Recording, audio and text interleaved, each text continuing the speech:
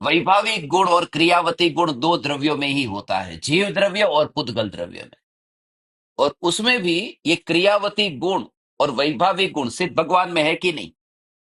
सिद्ध भगवान कहां क्रिया करते, कहां यहां से वहां जाते हैं? और सिद्ध भगवान में वैभाविक गुण है या नहीं? कि है, गुण है तो होगा, ये तो कॉमन सेंस है। हाँ ही कह देना सीधा, जानो या न जानो, कि सिद्ध भगवान में वैभाविक गुण है, सिद्ध भगवान में क्रियावती गुण है, क्योंकि ये गुण है। ऐसा आत्मविश्वास होना चाहिए। हमको जब पढ़ाते थे तो ऐसा ही कहते थे, हाँ होता है।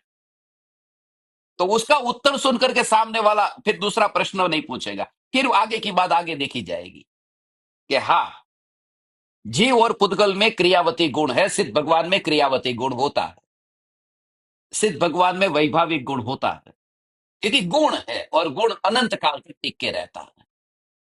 तो सिद्ध भगवान में क्रियावती गुण कैसे होता है? तो क्रियावती गुण का दो प्रकार से परिणमन होता है। एक परिणमन है वह गति रूप, और दूसरा है स्थिति रूप। तो सिद्ध भगवान में जो क्रियावती गुण है, गति करते करते सिद्ध भगवान अभी ठहर गए।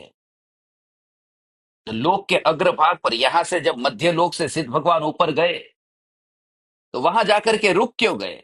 थोड़े और आगे जाते, कि आगे तो अलोकाकाश है, अलोकाकाश में जीव जाता ही नहीं है, लोक का द्रव्य लोक में ही रहता है। तो सिद्ध भगवान में भी वो क्रियावती गुण है, जिसकी पर्याय वर्तमान में स्थिति रूप है।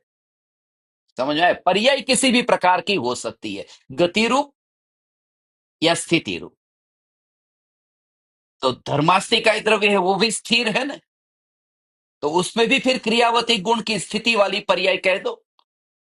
मगर ये नियम है, गति कभी करता हो और स्थिर हुआ हो तो क्रियावती गुण घटित होता है। सिद्ध भगवान अभी स्थित है, उनमें क्रियावती गुण है, मगर वो कभी तो गति करते थे ना।